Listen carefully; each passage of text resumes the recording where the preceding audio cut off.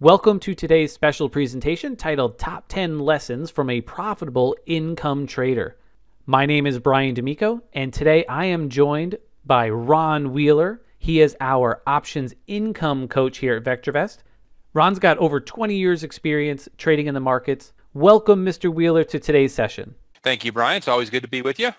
All right, Ron, why don't you tell everybody what prompted you to put together today's lesson? Well, Brian, in teaching trading now over 20 years, I've been trading personally for 22, but in teaching for 20 years, I've come across a lot of common issues that traders, investors, they all have in common, and it really prevents them from being a good, consistent, profitable income trader. So I want to share those with you today. Great. So what do you say we just jump right into it? Let's do it. All right, lesson number one is accept it. Not all are winners. Now, Ron, you do a lot of high probability options trades, which typically have winners around like 70 to 90% of the time. In fact, you taught me that system too. And one of the toughest parts for me was to have a whole bunch of winners in a row, because with such a high percentage of winning trades, there's times where you're going to have a bunch of winners in a row. Then when there was a losing trade or a trade that would go against me, I'd start to feel, oh man, I can't have a loser. Something must be going wrong here. So if you're winning at such a high rate, how do you overcome that feeling? Or what can you tell people about, this lesson number one of accept it, not all are going to be winners? This is where you really have to rely on the historical results of your trade. You're right. Not all trades are going to be winners. There's always going to be an acceptable level of loss. And the only way you can really overcome that is, number one, again, you have to have the testing of the system to verify that even in years where you've looked at a market, it hasn't been a big uptrend or it hasn't been a great downtrend, there's been a period of volatility, that even during those times, there still is a majority of winners versus losers.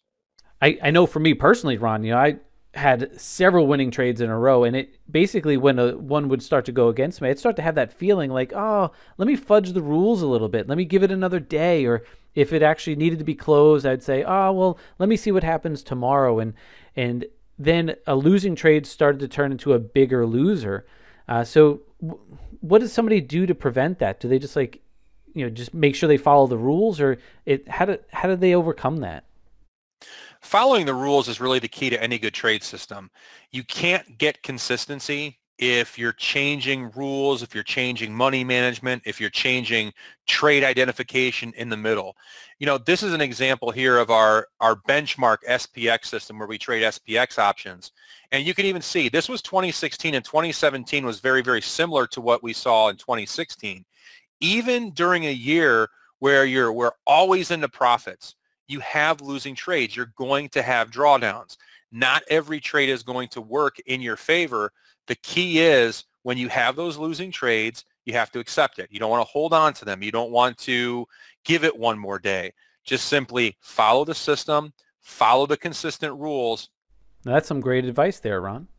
All right, well, let's move right into lesson number two. And this one is, don't wait until it's too late to act. And I remember this one very vividly, Ron. You actually phrased it to me as, you can't bring a dead body back to life, or you can't bring a corpse back to life. And even though it's a little bit morbid, why don't you tell everybody what you mean by this lesson of not waiting until it's too late to act? Exactly, Brian. I do apologize for that description. Sometimes my trader tongue or my trader language gets the best of me.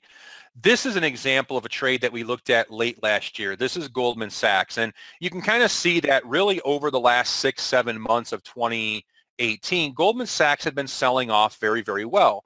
So towards the end of December, we decided to do a spread on this, a credit spread.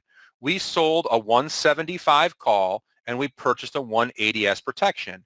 Now, over the course of the next few days, and if you all remember what happened in December and January of last year, towards the beginning of January, that trade started to turn. And I look at the trade right now, we're probably about 6 or 7 days into the trade. We went from a place where it was at maybe 165, fell down to 150. Maybe we haven't gotten profits. Now that stock has turned around and it's approaching that 175 price. This is where you have to start taking action on the stock. When I say action, I mean you can mitigate the trade, you can do an adjustment on the trade, Or what we do, of course, is we place our stop right at that 175 price. What we don't want to do is get into a point where the market goes much, much further up. Here, now we're at $199 a share, and this is where if you don't follow a system, if you don't follow simple money management rules, I get the email, I get the call, Ron, my Goldman Sachs trade is traded up to $200. What do I do now? Nothing. It's too late. You can't revive this trade. It's gone way too far against you. You needed to take action. You had 2 weeks to take action as that trade started to turn against you. It's very, very similar to those of you that buy stocks. You don't buy a stock at $100 a share and let it go down to 20. You keep a stop in place. Very, very similar to what we do as an income trader. All right, why don't I bring us right into lesson 3? Lesson 3 is simply don't force it. You are not going to have a trade every single day, every single hour. What we do as income traders, we look for the best of the best. Now, I don't want you to worry. It's not going to be a point where you're not going to be trading for 2-3 months, 2-3 weeks, 2-3 days at a time. But take some of that advice that we talk about in our other strategies of the week. And at VectorVest, we talk about things like heating the color guard. If I'm bullish and the color guard is yellow or red, it may not be the best place to place a bullish trade. Or if the color guard is green and I'm looking for a bearish trade, it's not the best day to do a bearish trade. We don't force trades because forcing a trade ultimately leads you to mistakes. And things like, I need to make money, I've got to make my income. Things like that force you to take trades that would otherwise be maybe too risky in money, or maybe the graph pattern is not exactly what we need it. We simply don't want to force trades when the market is not right. You know, Brian, one of the things that always has served me well as a trader is, and this was something taught to me way back 22 years ago, if you look at a trade, whether it's a graph or whether it's for what I do as an options trader, and I look at a risk graph, and my first impression is, well, that's a good sign that you probably shouldn't be taking that trade. Your first reaction should be excitement. Oh, this chart looks great. This graph looks perfect. This risk is fantastic. The possible rewards are great. If your first reaction is, well, it's probably not a good trade for you to take. Yeah, and it makes me think that when we teach people to look back at their trades, they should be able to look back at, if a trade doesn't work out, kind of going back to what you were saying on a previous lesson, if on a trades that don't work out, they should be able to look back at that trade and be like, you know what? If I were to do it all over again, I'd do the same thing. I followed all the rules. I wouldn't change a thing about my entry. Everything was right. It just didn't work out. All right, so that brings us to lesson number 4, which is put yourself in the penalty box. And Ron, I remember you actually put me in the penalty box one point. So why don't you tell everybody what it means to be put in the penalty box? Now, Brian, to me, the penalty box is a break from the action, kind of like it is in hockey. You did something wrong. It's time to go sit out in the sidelines. This is something that newer traders really need to focus on, and it really goes back into forcing trades.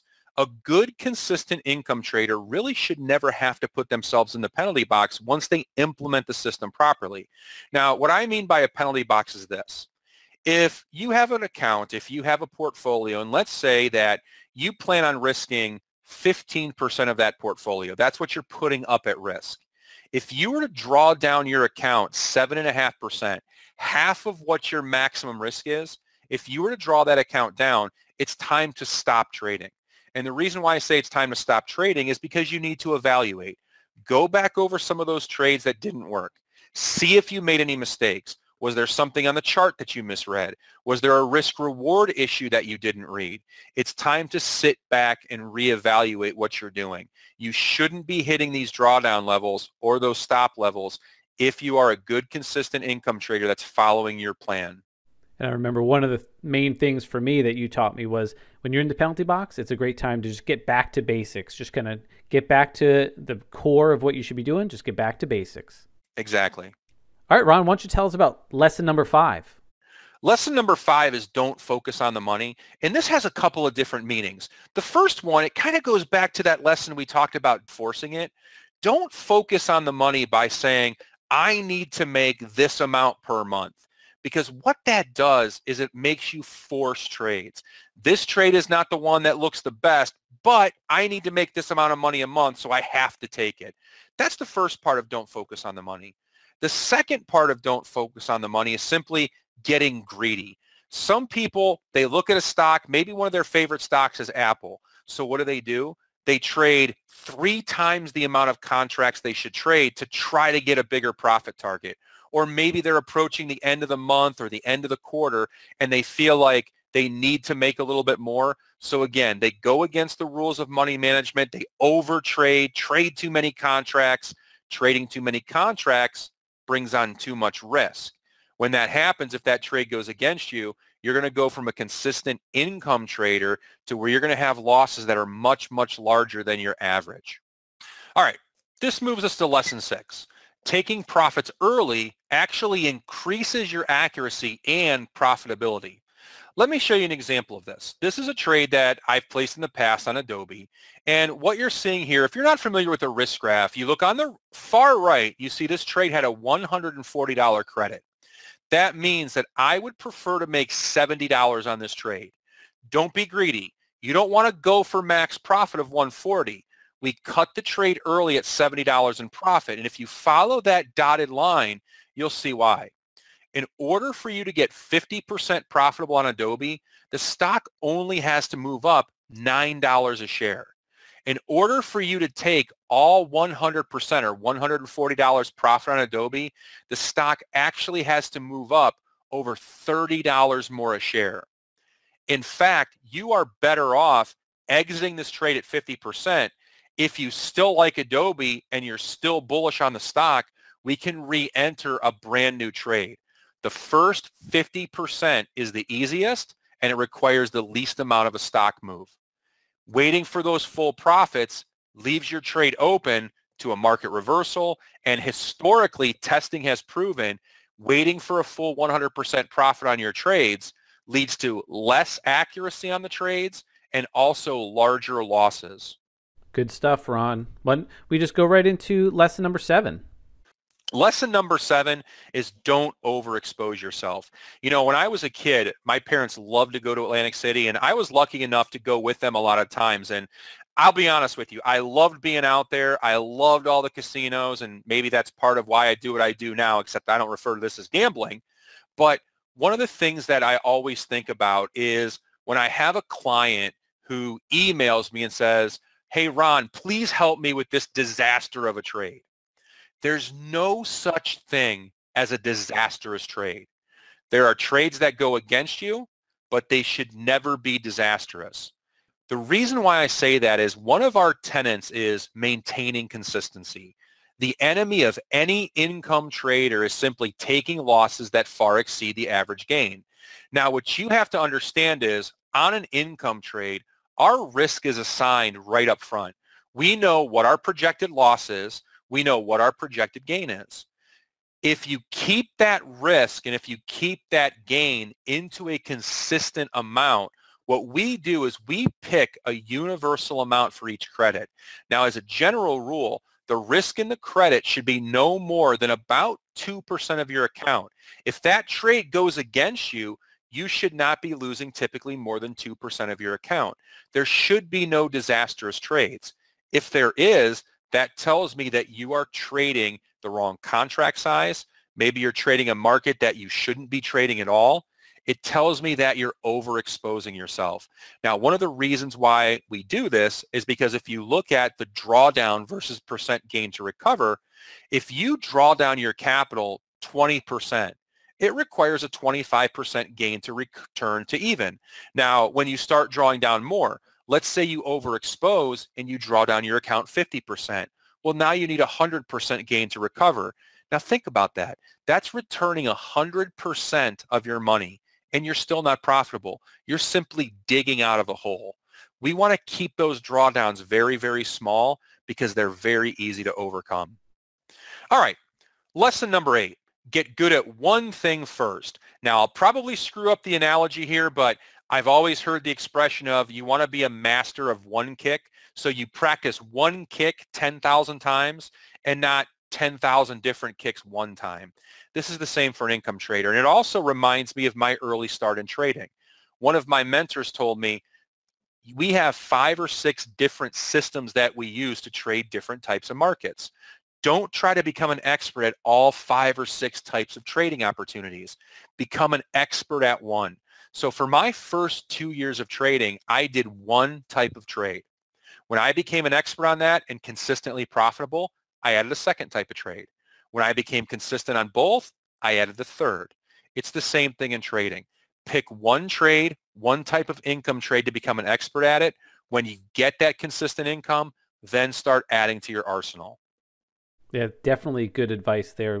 I work with people as well, and not just on the income trades, but just in general investing. And they start to try and do short-term trading. Some do day trading. Some do just long-term investing. And not only is it difficult for them to try and remember the rules of each different thing and get good at it all, but then they start to mix the rules. Like they start doing short-term trading rules with their long-term investments, and then it just starts to ruin everything almost. So I totally agree with you, Ron. Getting good at one thing first and then moving on to another.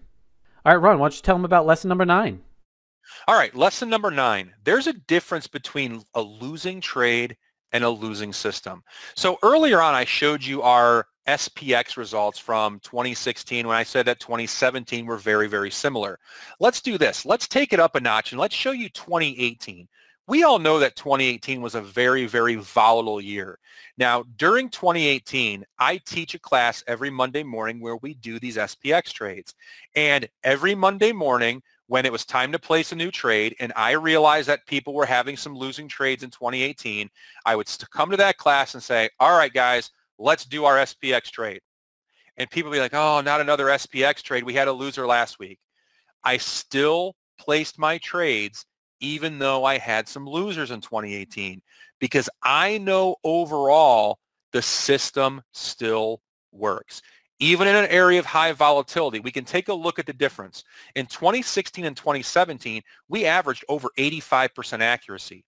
In 2018, due to the volatility, we got about 71% accurate. And the system overall still returned about 10% return on investment in 2018. Now, if you look at the results, we did have a time from, April into July where we had a steady stream into a drawdown. But even when you look at that drawdown, we had ticks up. If you were not placing those trades and got those ticks up, you would have possibly drawn down your account much, much more in 2018. And you may have not been able to recover when the market started moving much more in our direction for the last 4 or 5 months of 2018. And you can see that we ended the year on a profit. There's a difference between a losing trade and a losing system. You have to stick with the system. And even if you go back to 2016 and 2017, I remember vividly in the summer months of 2016, I had new traders placing trades on the S&P. Right out of the gate, they lost.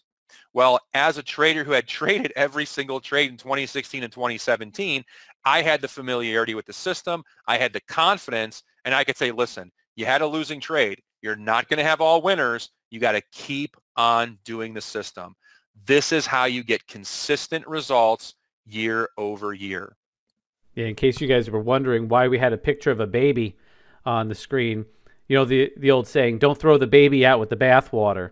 So basically, if you had a losing trade, it doesn't mean you should just get rid of everything that's good about the system. There's might be something that doesn't go right in a losing trade. Don't scrap the whole system just because of one loser. Stick with it. It's a system that works. And that's exactly right. If I could pinpoint one of the biggest reasons why I see traders fail, and I've seen this over 22 years, it's because they look for something that never loses. If your first trade out of the gate of a trading system is a loss, what happens to a lot of people is they say, oh, that trading strategy doesn't work, that trading system doesn't work, now I need to find another one.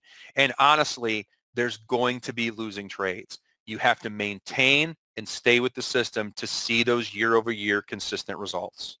And Ron, I think that might also be a byproduct of people who haven't been successful over the years, right? So they've tried something, they've tried another thing, and they haven't been consistent or successful. So then when they go to try something else, like you said, if the first thing out of the box is a loser, they might just be thinking, well, here we go again, and even though they might have stumbled upon the one thing that really does work, just because the first one is a loser, they scrap the whole thing. And exactly right. And one of the things, another thing that I think of here is one of my mentors when I first started trading. When I first started trading, I lost money. And I went to my mentor and said, I don't understand how this is not making money. I mean, we're using both the same systems. We're both using the same techniques. You're profitable and I'm not. And he took me aside. He looked at the system I was using, the indicators, the concepts I was using. He said, yeah, we're using the same thing. Why am I right and why are you wrong? He said, you need to figure it out because we're both using the same materials. There's something wrong with how you are interpreting this. And I will tell you, using that same system, I became a profitable trader once I went back, and this is where some of the prior rules come in. After I put myself in the penalty box, assessed what I did wrong, it wasn't the system that was the problem. It was the trader. Once I figured out my mistakes, once I figured out what I was doing wrong, I used that same system to become a profitable trader. Well, I think that leads us right into lesson number 10, Ron, which is, because you've talked about the system quite a bit, and lesson number 10 you've got here is follow your plan. So why don't you tell people all about what you mean there? And that's exactly right, Brian. Lesson number 10, follow your plan. How do you even know if you have a plan worth following? What are some of the characteristics of a good trading plan? To me, number one, it's been tested. Do you have some testing that looks back and says, you know what, in 2016 and 2017 when the market was great, this thing returned great results. In 2018 with all the volatility, did it work? We have that. Has it worked well in the past? Kind of what we got from back testing. Has it worked for others? Do you see people out there using this system with success? And then last, is it now working for you? So if somebody's looking into whatever system it might be, whether they're looking to get into trading stocks or doing short-term trading, swing trading, investing, options, whatever it is, you would say those would be the 4 criteria they should use to judge whether the plan that they're about to follow is something that they should stick with. And that's why we do a lot of back testing here at VectorVest, because sure, we can never firmly predict the future, but if we know that it works during those good years, even during those bad years like 2018, we have a good feel that it can work in the future. All right, so throughout today, I mean, you've mentioned a plan that you follow and you teach with your students. In fact, we actually put together a course called the Options Paycheck, where you actually teach that plan and that system to people over a series of 7 modules in 7 weeks. And why don't we put that to the test really quick? Before we even tell anybody about what's in that course, why don't you tell people about that system and let's see if it actually meets the criteria. So you gave us 4 things, Ron. So this Options Paycheck system, has this been tested? It has. The Options Paycheck is a culmination of really my last 10 to 15 years of income options trading. I've tested it. You've seen some of the results from 2016. I said 2017 was similar, 2018. Now I've tested it further back from that, but those are some very good years to kind of show you in a good uptrend in a very volatile market. Downtrends work the same. It's been tested thoroughly. All right. So actually that sounds like it checked off the first 2 boxes. I remember when we were first putting it together, has it been tested? You, like you said, for the last 10, 15 years of you personally, but then you actually took this Options Paycheck system and the rules and tested them specifically for like a year or 2 to make sure that that specific plan worked. And then, like you said, for the last 3 years, has it been working for the last 3 years? And you, like you said, you showed the results there. So I think we could, let's check those first 2 boxes. And what about the third one? Has it worked for other people? Great question. If you go to optionspaycheck.com, we have quite a few testimonials from clients that have taken this class in the past and how well it is working for them currently. Man, and we have an alumni group on Facebook of people who have learned this over the last few years, and it's almost a daily occurrence. Maybe not every day, but it happens very frequently where people talk about their successes, and it's so great to see. And now the last one you mentioned, you're like, has it worked for you? Now, obviously, it's not like you specifically, Mr. Wheeler, because we know it has worked for you. But if somebody's judging a plan and they want to know if it works for them, would you say that they should just jump into the deep end, or do you recommend paper trading or doing it 1 trade at a time or 1 contract? Or how do you recommend people finding out if it works for them? I do recommend paper trading because it gets you comfortable following rules. It gets you comfortable following a plan. Now, I've dealt with traders in the past that don't exactly like paper trading, and that's fair too. What we would do is we would take trades maybe on the S&P 500, maybe on a few stocks where we would trade a very, very small amount, maybe simply just one contract, not focusing on the money, but focusing simply on the plan, getting that plan in place to let them build confidence. And again, that can be done through paper trading or just by trading one contract in a very, very small risk. So if you want to learn an income system, and if you want that to be your one thing that you get good at and generating income and having a system that generates between 70 and 90% winning trades and is a step-by-step plan that checks all the boxes, we put together this options paycheck course. And Ron, why don't you tell them a little bit about the 7 modules and how you guide them through that, basically how you guide them through learning that system. We've put together a course called the Options Paycheck, which is a 7-week course to helping you build a successful income portfolio. In Module 1, this is where we teach you the foundations of how to use options to generate income. In Modules 2 and 3, this is where we teach you the actual trading strategies that deal with not only bullish markets, but bearish and neutral. We'll talk about profit taking, and we'll even talk about how to find and identify neutral markets. Now in Module 4, this is where we actually go out there and find stocks that are appropriate. In bull markets, we'll look for bullish stocks, and bear markets, we'll look for bearish stocks, and we'll also talk about how to find stocks that are neutral or non-trending. Also, from what you've learned today, we do a lot of trading with indexes. And in Module 4, we'll introduce the concept of index trades because a lot of times these will be the easiest and you can trade these in as little as 15 minutes a week. In Module 5, it's all about maximizing the trade, looking for the highest amount of premium, understanding things like volatility, and we'll also bring in some of our searches where we can find these trades and find the right options really in just seconds. Module 6, all about the management. We talked earlier about when is it time to give up on the trade? When is it time to do adjustments? Module 6 lays out the plan of attack for this. We also talk about portfolio allocation. We talked earlier about one of the mistakes is overexposing. Module 6 will teach you how to place the proper trade for your account size. And then finally in Module 7, this all deals with the broker. How do you actually go out there and place these trades with your broker? What numbers are important? How do you actually place the order? And everything that you need to know to actually execute those trades properly.